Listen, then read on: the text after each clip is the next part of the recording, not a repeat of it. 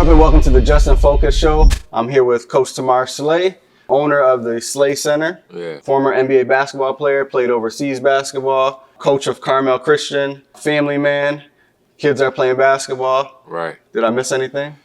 No, that's about it, man. That's about it. Yeah, I've we had Slay basketball here going for about 9 years now, and it's just blossoming so much. So definitely excited. Thanks for having me on. That's what's up. That's what's up. Tell me a little bit about yourself. I know I gave you a brief introduction, but tell me a little bit about yourself and what you do. Yeah, man. Well, I mean, I'm a small town kid, man. Right. Come from a town called Beckley, West Virginia. Yeah. I mean, it's population probably 6,000-7,000 people. Yeah.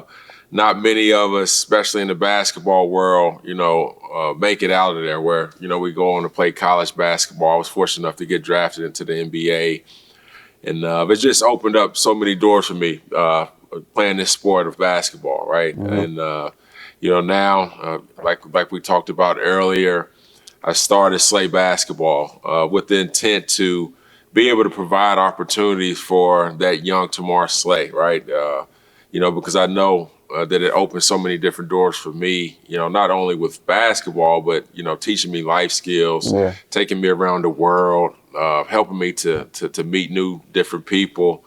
But just having transferable skills, work ethic, time management, teamwork, all those different things that I learned in basketball. Now I'm giving back to the youth. So it's a passion of mine. I know it's a calling of mine from God. And just super excited about every time I walk into this gym and able to have the opportunity to get back. That's what's up. That's what's up. So, like I said, you played in the NBA. You graduated high school, college, went to play for the New Jersey Nets. Talk to me about that experience. I mean, you got to play against some of the greats. You played against Jordan, you played against Kobe. You got any stories in regards to? Oh yeah. I got some stories, man. This is one I tell my kids all the time, right? So, rookie year, Michael Jordan's playing with the Wizards, and we're going to Washington, right? I got all my family that's coming to the game. My mom, my boys, brothers, they're all coming to the game. So I'm super excited. So, I was on the second team for the Nets. So a couple of days before the game, you go over to scout, and it's the second team always, are the players from the opposite team. So, I'm a young, dumb rookie. I'm raising my hand like, I'm Jordan. I want to be Jordan in the walkthrough. So, J Kidd and Mutombo and Kenyon Martin, all these guys who've already played against him was chuckling a bit, man, like, look at the rookie. He's excited to see Jordan. So, I couldn't sleep that night. I'm just thinking about, man, this is crazy. Like, I get an opportunity to play against a guy that I watch, on the Come Fly With Me tapes. And every Sunday, me and my family sitting down, we're locked in watching the Bulls play.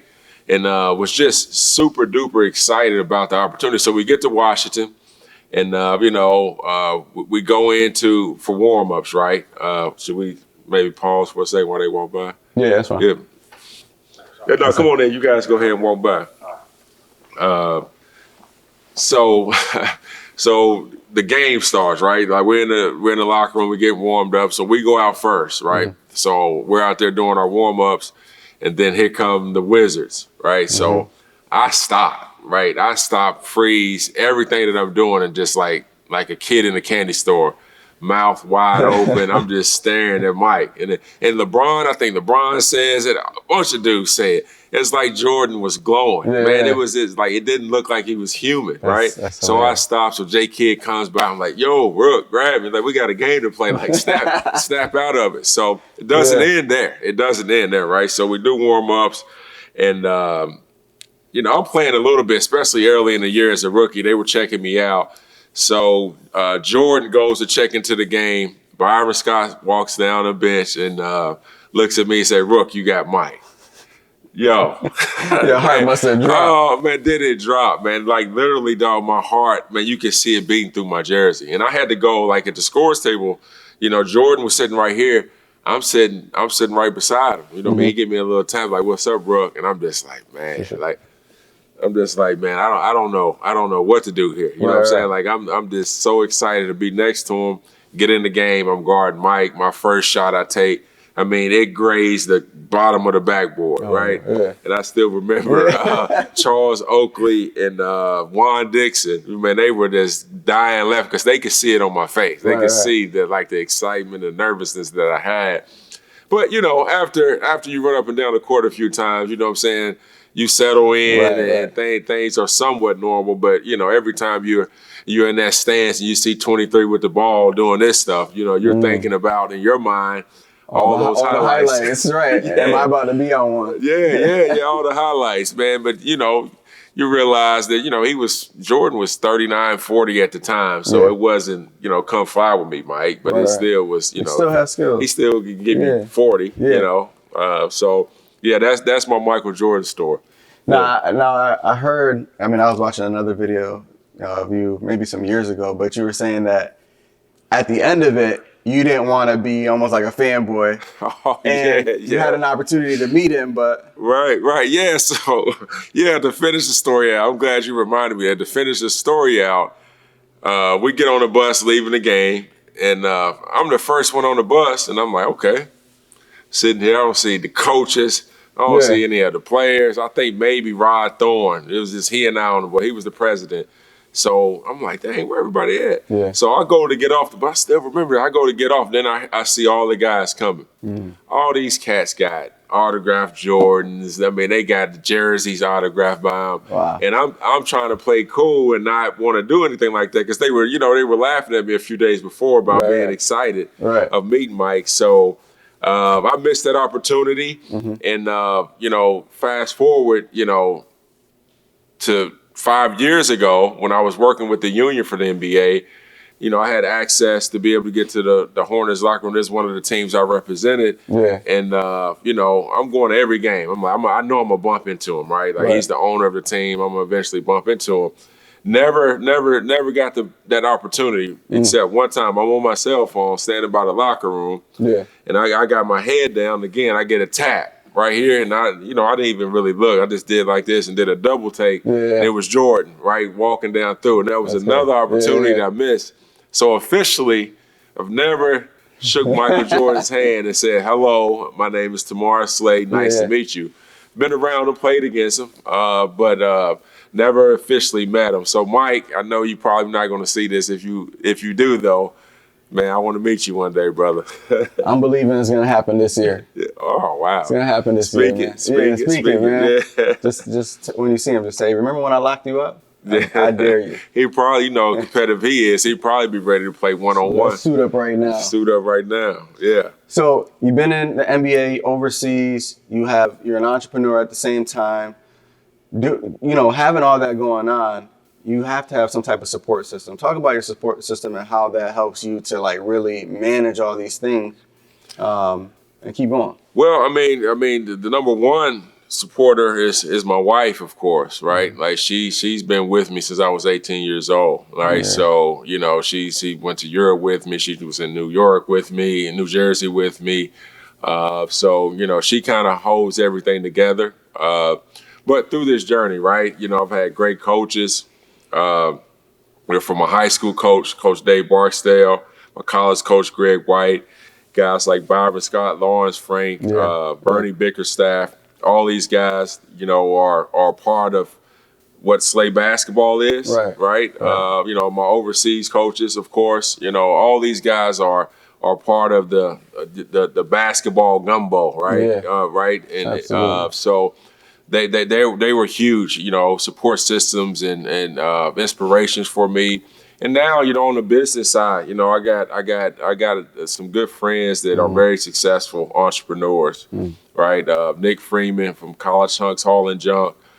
We got Jonah Burgess, who was a college teammate who was very, very successful in the medical device industry. Guys like that that's just been pouring into me since day one. And I got guys now, Rob Taylor, Bill Cortez, guys like that I can pick up the phone and give them a call and ask them advice. So how should I handle this? How should I do this? And having guys like that you can depend on, that know more than you, right? That you can get advice from. So in this business, you got to know who to listen to and who not to listen to, right? Absolutely. So you never want to be the smartest guy in the room, right? And I try to surround myself with people that can uplift me, right? And also listen to me too, Right, if need right, be. So right. Awesome. How do you you're working with your coach now at Carmel Christian, yeah. right? Talk to me about that. What's your approach on coaching these young athletes a lot of them are elite athletes. You have elite athletes that are coming to train at the Slay Center. Come on in, fellas. Yeah, come in. Yeah. You have elite athletes, like some of the ones that just walked in, who are training at the Slay Center. Talk to me like your approach with handling these personalities and these skill sets. That's a great question, man. Really, a lot of my stuff comes from my background, my experience, how I was taught. And, I've been there, right? I've been in their shoes, right? I've been that player that, didn't get picked up at the playground, all right, and wasn't allowed to shoot. I've been that player who wasn't the best player in this city, but I also been the player of the year, right? I've been to Division I. I've been the 20-point scorer. I played in the NBA. I played in Europe, right? Yeah. I played, I had the me and Mateen Cleaves. I just talked with him. We were just laughing about our days it was the D League at the time, right? So that was grimy, right? So I got a whole bunch of experiences, right, that I just give back, right? Far as whether it's on the court or off the court, that I try to give these guys. And the same way I played in practice, every time I step between these lines, there's no games played, right? I'm locked in, and I'm giving these guys every ounce of energy that I have, right? So that I can, at the end of the day, so I can say I gave these guys everything I got. Absolutely. And I don't want to let them down, right? Because who would ever think, a skinny kid from Beckley, West Virginia would be able to make it out of there and make it all the way to the league. So I know it's possible, right? But I did grind. I did put my work in, and it wasn't anything that was handed to me. I had to earn, everything that I achieved in my life. And that's as a high school coach, as a trainer, right? This is what I'm giving these guys. So it's not a lot of times that I'm going to be impressed by what you're doing, right? Because I know it's so much more to it, right? Like it's an everyday thing you got to do. You got to stay consistent with it. Of course, I'm gonna pat the guys on the back and tell them I love them, but at the same time, like I'm trying to get you there, right? I'm trying to get you there. I'm giving you everything that I have, and taking that Carmel job is, it's just, it's kind of a weird situation that happened with that, right? Last summer when I was sick, and I coached at a previous high school a few years before, won a state championship, took a job at a college job. That didn't work out. And I was like, I'm done with the high school thing. I'm just going to focus on the training. But took the job at Carmel, and it was kind of a dream come true, right? Being able to be at a nice school like Carmel Christian, being able to coach my son again, and then having a group of guys that bought in, right? We finished the season out strong, got looking forward to, what we can do next year. Dope. Talk about you mentioned, the health situation that you had, and, it was pretty serious from everything when we talked and watching everything. Talk a little bit about that and the impact that that's had on you and lessons that you've learned from that. Yeah, I mean, as time goes on, I look back at that moment, right?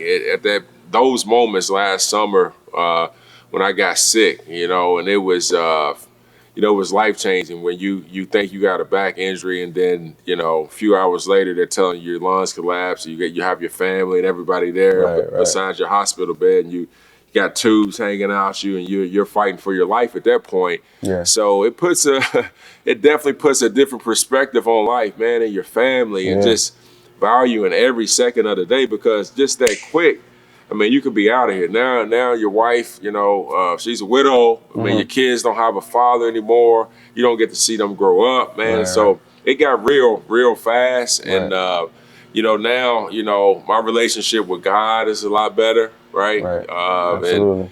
And you just respect the little things now when something like that happens to you. Absolutely. Your son he plays for you at Carmel Christian. He's been growing for the past, his abilities, his skills, his height, everything has been growing. Just talk a little bit about what it's like to be able to coach your own son and just watch his growth and watch him take it to the next level? Yeah, well, I got into this. He was part of that reason, right? Just watching the travel ball scene, watching, the coaching that was going on, watching the development that was going on. And I felt, I don't think I know everything, but I feel like I got some good knowledge to give back. So why not do this for my son? Absolutely. And getting him around the 4th or 5th grade when I retired, and just seeing where he was, and going up in Charlotte, like, it's competitive, right? And he's always, we talked about this. He's always had a X on his chest, right? Because Dad played in the NBA, right? So he's always held that target and always got guys trash talking him.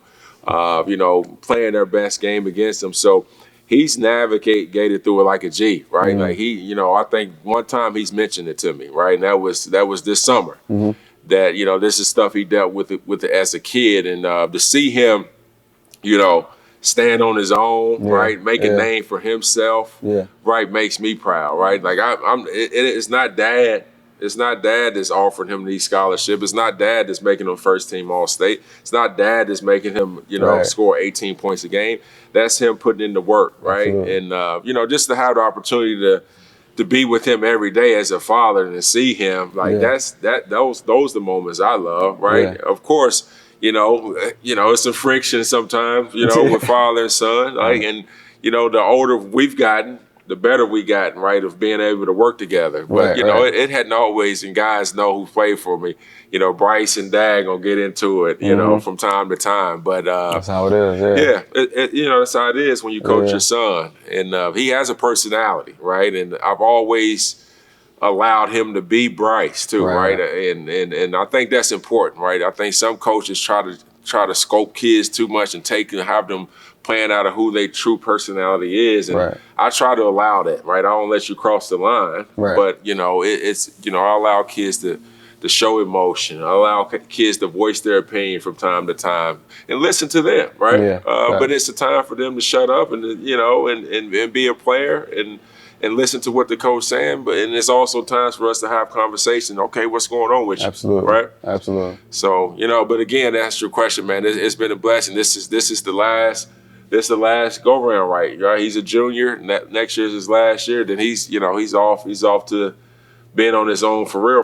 Right. So that's awesome. That's awesome. I look forward to that with my kids growing up. As they're playing. Enjoy these moments. Enjoying the moments. So what's next for you, for the Slay Center? I know you got some things going on. You're always doing big things. So just talk about what's next. What's going on? We got some things going on, right? Right. We got some really good things God has blessed us with is going to be happening in the future. But right now we're just trying to continue to grow in this space that we're in now to try to max this out. And but this let people know, like, this is a one-stop shop, right, man? You walk in this little small place in Waxhaw, right? You can get your basketball training, you can get your speed and agility work, you can get some mentorship. We're now adding stretch and massage, right? So if you will have coaches, on site, or you could go to them to get stretched out, you can get a massage or whatever the case may be. So we just want to make this a one-stop shop and just, make it to where, athletes, a destination. Because, to get here to this spot, you're not just riding down the road like, oh, I see this spot. Like, when you come here, you're like, you're coming to Slay basketball. So we just continue to try to build our brand, expand and get many athletes in here as possible. Yeah, I definitely love the training. My kids come here. The training is intense. They're learning the fundamentals. They're learning, they're doing drill work, skill work, dribbling, shooting. But then they also have Stafford over here that's doing the strength and conditioning. Right. I love that about the best. it. Like, Staff's the best, man. Yeah, it's a one-stop shop. So I really like that. I got two more questions. One is, being an entrepreneur, community leader, and coach, how do you manage all three of those things? Man, I don't even know if manage is what I could call it, right? I just, like we talked about earlier, transferable skills, right? From basketball. I just got a tremendous work ethic, right? And, you know, I think that's the way I manage everything. You know what I'm saying? Yeah. Like, I know if I could get up in the mornings at 6 a.m. and run miles and lift weights and practice 2 or 3 times a day and fight through injuries and different things like that, you know, being able to manage being an entrepreneur, dad, and businessman and all that stuff, you know, it's hard work, but I've been doing it my whole life. So, you know, to answer your question, it's just my work ethic, man. I enjoy the grind, right? And another thing, like, I enjoy, like when you say to trust the process, I enjoy that process. Kobe talked about that. Like, it's been 9 years since I started Slay basketball, and I tell you what, I hadn't made a dime yet, right? And it is not about the money, but it's the process of building a business for me has been so much fun, right? And you can start seeing the light at the end of the tunnel, but like, this thing can turn into so many other things. When I first started, I never imagined, right? So you're investing in yourself. Investing in myself, investing in myself. So, I mean, you're a perfect example because there's NBA players that once the NBA is over, you know, they don't know where to go from there. And so even the kids coming up, you know, I try to tell my kids, like, you know, people can go play NBA basketball, but after, they eventually got to do something once they retire. And so just talk a little bit about that and why it's important to, even if your goal is to get to the NBA, like, also build other things for yourself, prepare for life outside of the NBA. No, that's real. I mean, guys, if y'all listen, NBA guys, right? Especially guys who's not LeBron, and there's only a few of those. Like, you got a game plan, man. I worked with the union, and we had these player program meetings, and we try to talk to the guys about that. How important, even if you have a lot of money, you still got to live from 35 to 85. Like, you can't just sit around and play Xbox or go on vacations and be in the clubs or whatever it is you do. Like, you got to have something that you want to wake up for every day, right? So it's so important to start planning and finding out what your passion is, right? Especially if you got enough money to go whatever lane you want to go in, right? And you know, and the guys that, you know, like me, you know, I didn't make millions of dollars, right? So I had to grind it out, right? I had to grind it out. Don't think just because you played in the NBA and you want to come start a business like mine that it's going to be an overnight success, right? Like, you gotta build it. There's going to be some ups and downs in it, and you know, you got to understand that too, right? Even if you have a lot of money, you're trying to grow a business, because it doesn't work in year 1, year 2, 3, 4. Stay with it, right? Stay with it, figure it out. Eventually, things will come together for you. Awesome. So, anything else you want to share with the people? Nah, man, I think that was dope, man. I shared enough. How can people follow you, register? Like, how can they get into the program? Let's share that. Well, I mean, my website is my name, tamarslay.com, and then, you know, Facebook, my name the same, and then Instagram is probably the biggest presence that we have with Slay basketball, and this Slay basketball. Let's look that up, and you know, we're usually posting daily of you know, different things that we're doing. But, you know, again, we're just, like you said, just teaching the fundamentals of the game, man. Trying to grow these kids up. That's what's up. Well, thank you for being on the show. I appreciate it. Appreciate me. Thank you guys for watching. Definitely like, share, subscribe. If you want to watch more videos, we're always interviewing entrepreneurs in the community. So, peace. Appreciate it, Jay. Thanks, man.